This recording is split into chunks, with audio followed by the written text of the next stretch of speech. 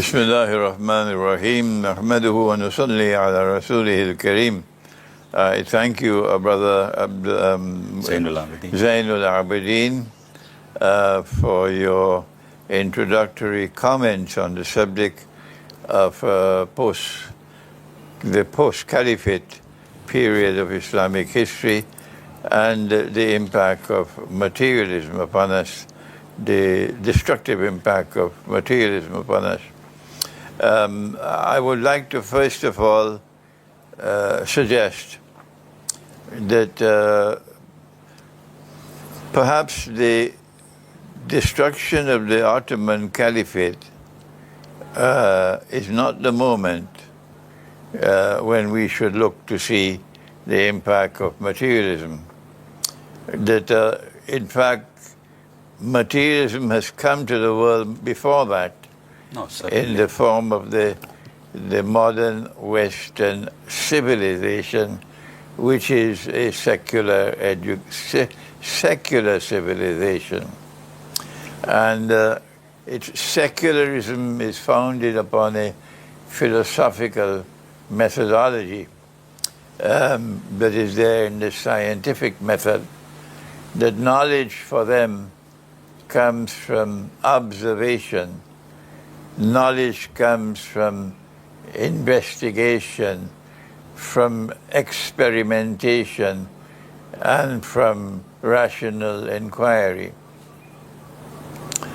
And if knowledge comes from a source which cannot be observed, it's not knowledge, it belongs to Disneyland. Yes. It belongs to Disneyland. And since this is the only world that we can observe, the material universe, they came to the conclusion that this is the only world that we can know. And since this is the only world we can observe and we can know, they then came to the other conclusion that this is the only world that exists. This is the only world that exists. And as a consequence, there is no reality beyond material reality. This has come from modern Western civilization, and it predated the collapse of the Ottoman Empire. And I get my knowledge from the Quran. Although I have done postgraduate studies in philosophy, in international politics and economics and so on, my primary source of knowledge is the Quran. And the Quran declares of itself that it is absolute truth. And so in order to be able to analyze the impact of this materialism, this materialistic philosophy on the world of Islam, we have to seek to understand the source of that materialism, namely modern Western civilization. Now then, am I wrong in pointing out that the Quran says of itself that it explains all things? Am I wrong in pointing out this? That's what Allah says in the Quran, that this Quran explains all things. بَعْدَ أَعُوذُ بِاللَّهِ مِنَ الشَّيْطَانِ الرَّجِيمِ. This is in Surah An-Nahl. وَنَزَّلْنَا عَلَيْكَ الْكِتَابَ تِبْيَانًا لِكُلِّ شَيْءٍ. That we have sent down this book on thee, O Muhammad, sallallahu ta'ala alayhi wa sallam, that this book might explain all things. When Maulana Fadlur Rahman Ansari, my teacher of blessed memory, wrote his book, his magnum opus, The Quranic Foundations and Structure of Muslim Society, in 2 volumes, he took one verse of the Quran, one, to put it at the front of the book. Yes, and it was this verse, this ayah of Surah An-Nahl. وَنَزَّلْنَا عَلَيْكَ الْكِتَابَ تِبْيَانًا لِكُلِّ شَيْءٍ إِلَى آخِرِ الْآيَةِ. What Maulana Fadlur Rahman Ansari was reminding the whole world of Islamic scholarship about was that Allah sent the Quran to perform this function, among other things, that this Quran will explain all things. And so, am I wrong? Can I be wrong in arguing that the phenomenon of modern Western civilization, which is the most powerful civilization in terms of power that mankind has ever witnessed, the most destructive civilization in history, it has used power to oppress. It has used power to corrupt. Can this civilization be absent from the Quran? This is a civilization which has changed the world again and again and again, and is still changing the world. If the Quran explains all things, then our discussion here this afternoon, if it is to be grounded in truth, then it must be grounded in the Quran. Absolutely. So can I be wrong in arguing that we must go to the Quran to find out what does the Quran say about modern Western civilization? But mine has been a voice crying in the wilderness for 25, 30 years now. And my peers, the scholars of Islam, they ignore me. We can hardly find any learned voice in contemporary Islamic scholarship articulating from the Quran an explanation of the phenomenon of modern Western civilization. And when I do it, it's like whistling in the wind. Nobody listens. Nobody listens. So it's a waste of time. But I want to suggest to you, Brother Zainul Abideen, that perhaps it's not the collapse of the Ottoman Empire that marks the turning point of materialism in the world of Islam, but rather it is the phenomenon of modern Western civilization. No, I would agree with you there. But modern Western civilization does not believe, as you said, life in the hereafter. And a Muslim, his belief revolves around this, that this world is only a trial ground for the development of your personality. And as such, you find in this materialistic Western world, all kinds of isms take root.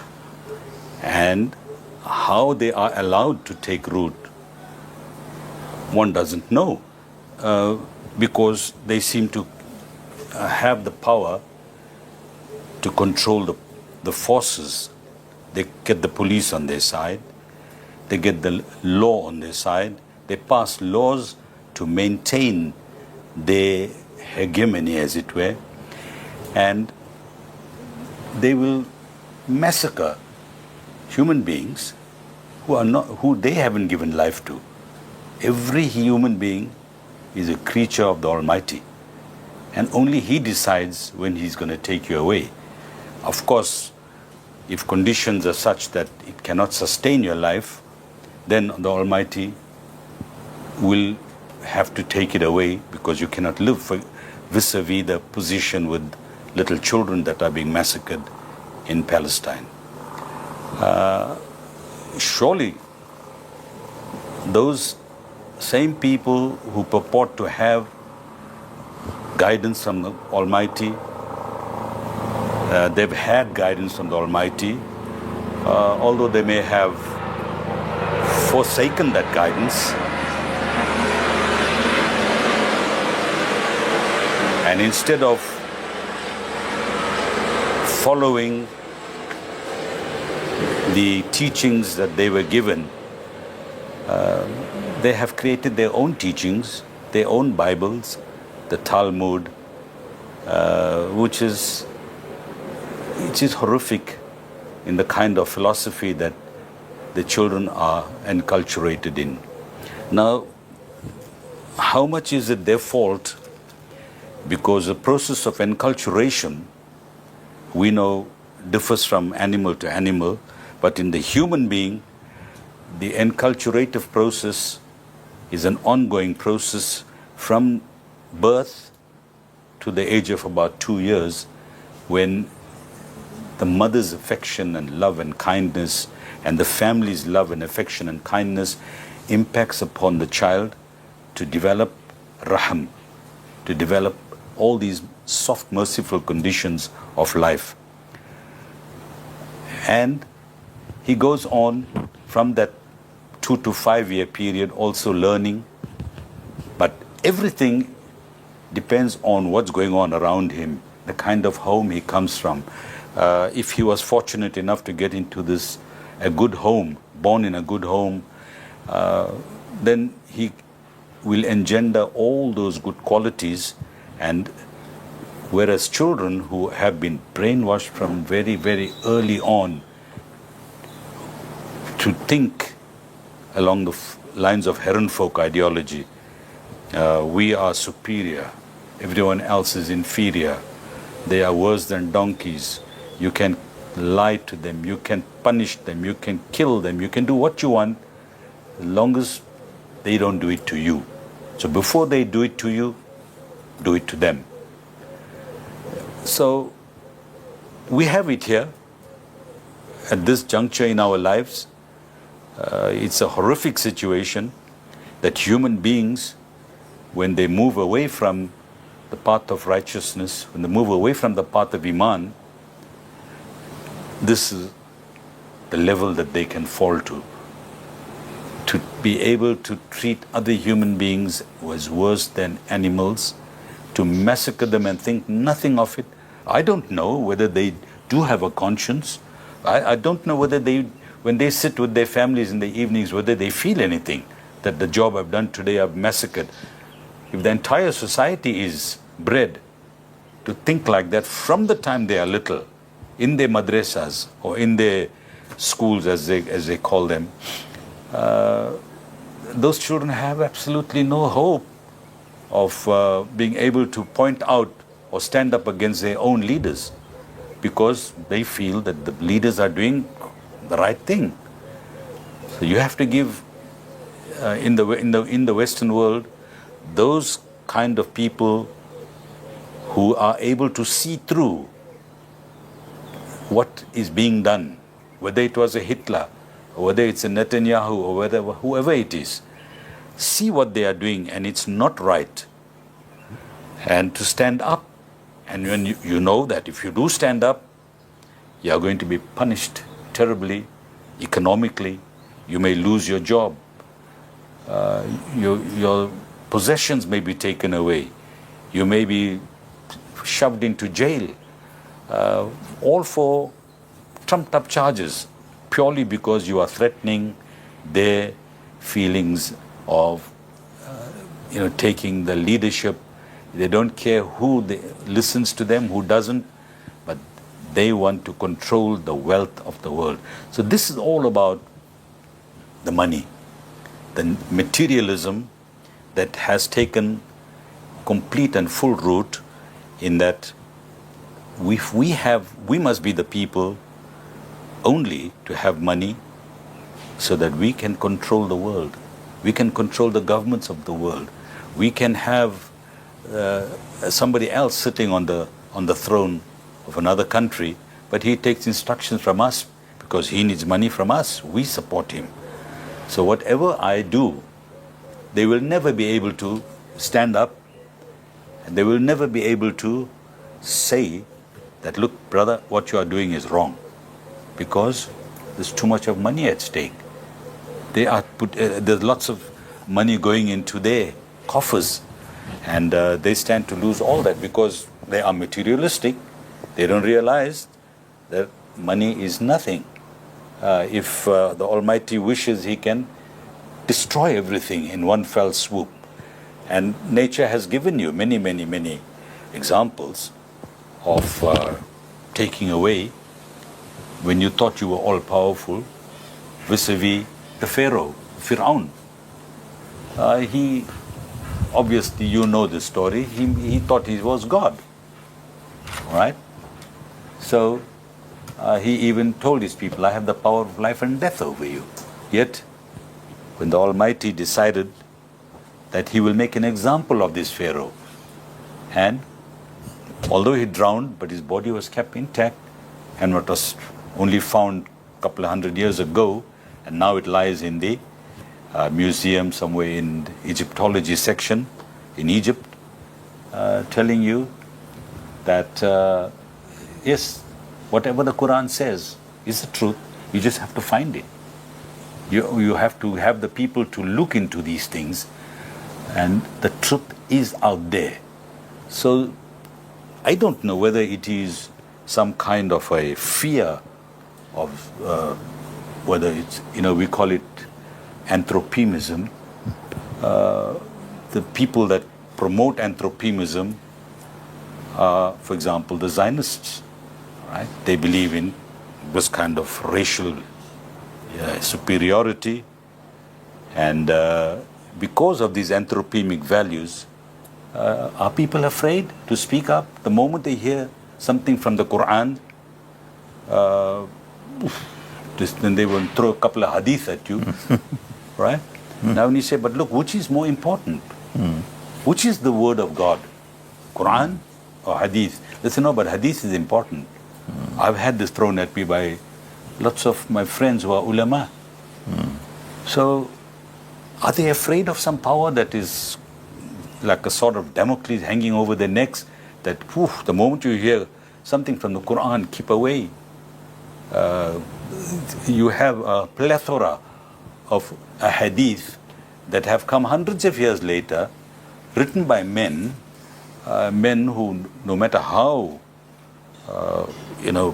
good men they may be, how pious men they may be, and I don't doubt that, but of course there are some good moral lessons in those stories, but can those things take precedence over the Quran? What do you feel about this? I've had so many experiences in Majma that I sat in, where friends of mine, they would tell me, no, but the Quran, but I would quote them something, look it up and show it to them. Say, yeah, but hadith is important. This is what he said. I said, no, but what should you, if you want guidance for success in this world and the hereafter, what should you be following? They just can't bring themselves to say, no, the Quran supersedes everything.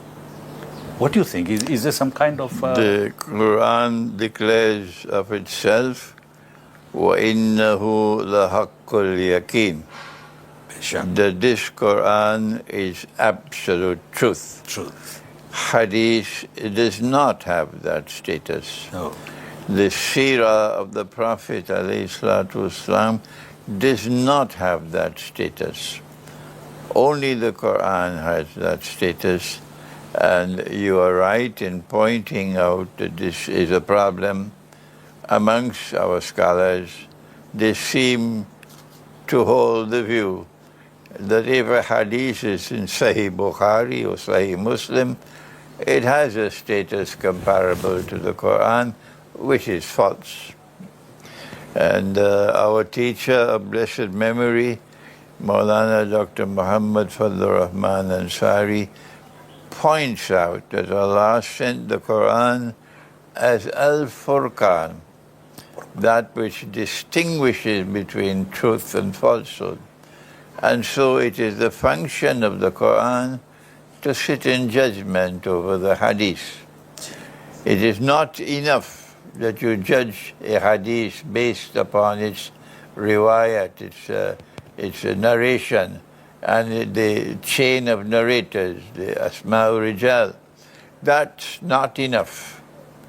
Absolutely. You have to also use the Quran to judge the hadith, and that is what we are not doing. But if we were to turn to the Quran to seek to understand the reality which confronts us today, then the Quran will explain to us that modern Western civilization is a strange and unique civilization in human history. That it is Allah who created Gog and Magog. Absolutely. And Allah who released Gog and Magog into the world. And Allah who gave to Gog and Magog power, such power that none but Allah can destroy them.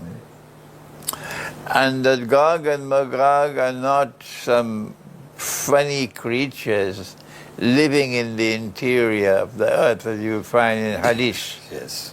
No, Gog and Magog are human beings. They're probably here already.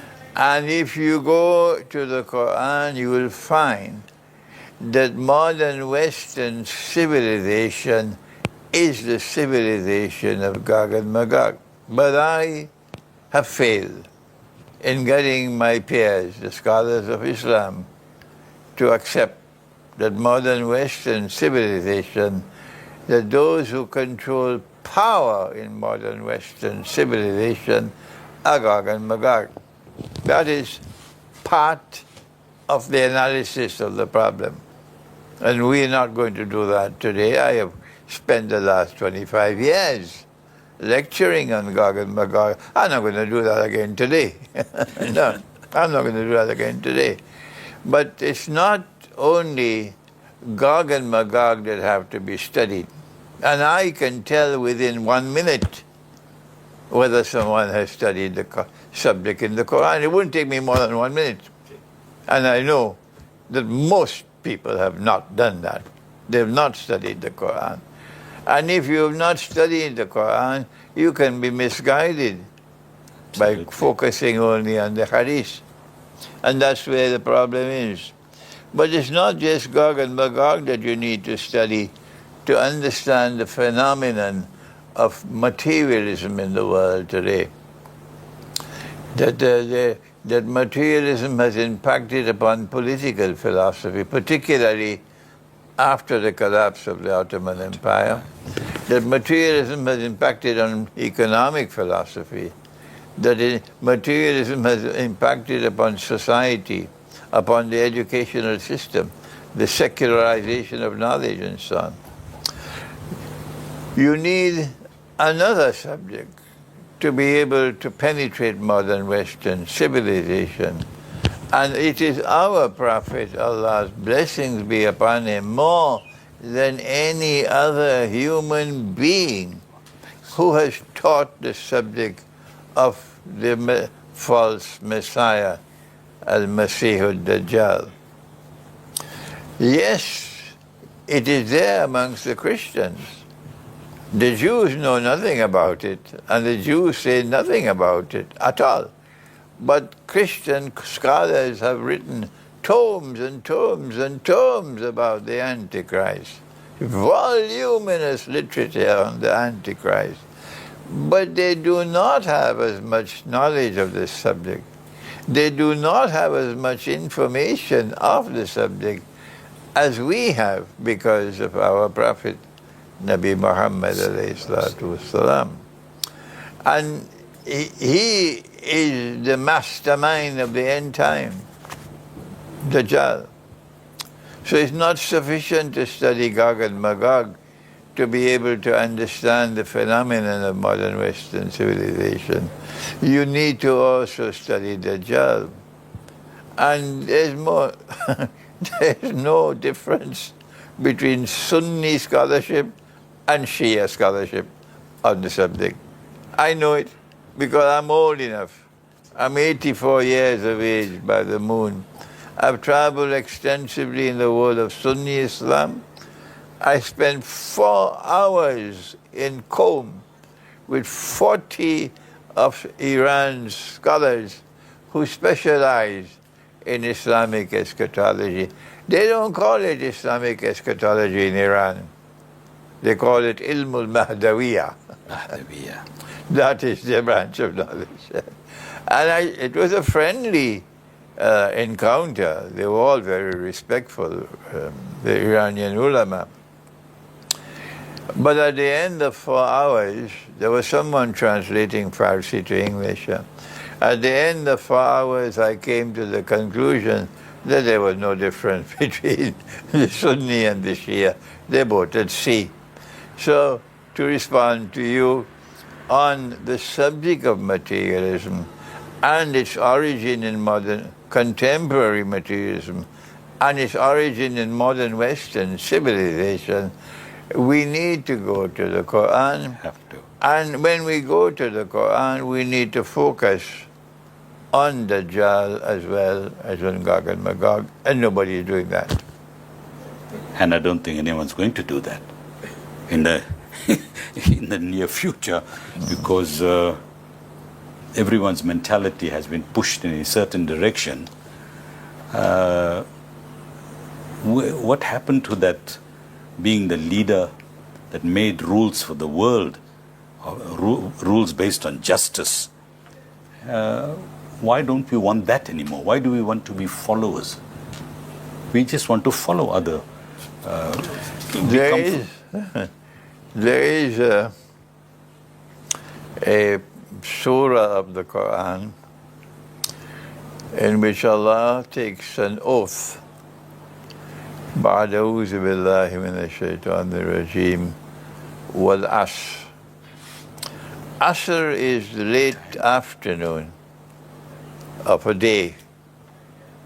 But when Allah takes an oath by Al-Asr in the Quran, He's not taking an oath of the late afternoon of any particular day. He's taking an oath by the late afternoon of history.